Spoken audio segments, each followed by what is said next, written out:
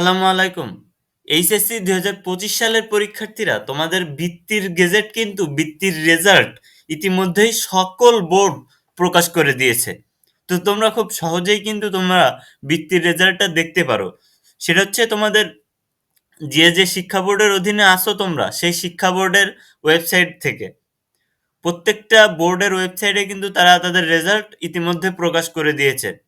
কাল এই রেজাল্টটা কিন্তু প্রকাশ করে দিয়েছে সকল বোর্ড। প্রথমত দিয়েছিল, দু একটা বোর্ড দিছিল, সিলেট বোর্ড দিছিল, ময়মনসিংহ বোর্ড দিছিল। পরে কিন্তু সবগুলা বোর্ড কালকে এই যে রেজাল্টটা প্রকাশ করে দিয়েছে। তো তুমি যে বোর্ডেরই আন্ডারে থাকো না কেন, তুমি কোথায় পাবে এই রেজাল্ট এবং কিভাবে পাবে? দেখো, তোমার ফোন অথবা তোমার ল্যাপটপ পিসি থাকলে তুমি জাস্ট গুগল সার্চ বারে গিয়ে সার্চ করবা। ধরো তুমি ঢাকা বোর্ডেরটা দেখতে চাও, তাহলে ঢাকা এডুকেশন বোর্ড লিখে সার্চ করবা। সার্চ করার পরে তোমরা লেটেস্ট নোটিশের দিকে খেয়াল করবা। এই যে এরকম একটা দেখো, এটা হচ্ছে কুমিল্লা বোর্ড। কুমিল্লা বোর্ডেরটা আগে দেখাই, দেখো এখানে চলে আসলে বৃত্তির গেজেট এইচএসসি ২০২৫, এই লিঙ্কে ক্লিক করলে কিন্তু এখান থেকে তোমরা বৃত্তির রেজাল্টটা তোমরা এখান থেকে দেখতে পারবে। এই যে এখান থেকে তুমি এই যে নিচে চলে আসছে না, এখান থেকে এই যে ডাউনলোড অপশনে, ডাউনলোড বাটনে ক্লিক করলে এই যে বৃত্তির রেজাল্টটা এখান থেকে দেখো কতজন স্টুডেন্ট বৃত্তি পাইছে সেটা এখানে দেওয়া আছে। তোমরা এখান থেকে দেখতে পারবে তোমাদের নাম এবং রোল নম্বর সহ এখানে দেওয়া আছে এবং তোমাদের কলেজটাও দেওয়া আছে। তো প্রত্যেকটা বোর্ডে গিয়ে তোমরা নোটিশ চেক করবে। ওকে, লেটেস্ট নোটিশ চেক করবে। ধরো সিলেট বোর্ডে গেলে,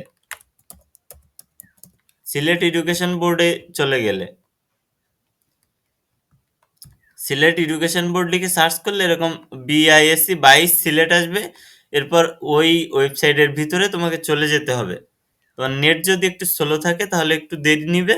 এরপরে দেখো, এই যে এইচএসসি ২০২৫ পরীক্ষার বৃত্তির ফলাফল, এই যে নোটিশে গেলে এরকম দেখা যাবে।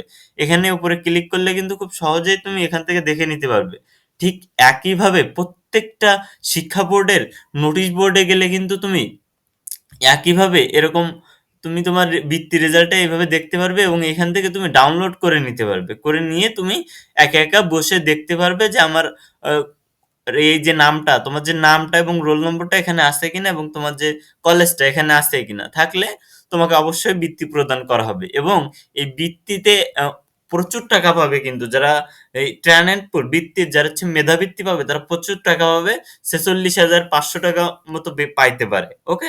তো যারা হচ্ছে প্রত্যেকটা স্টুডেন্ট এটা চেক করা উচিত।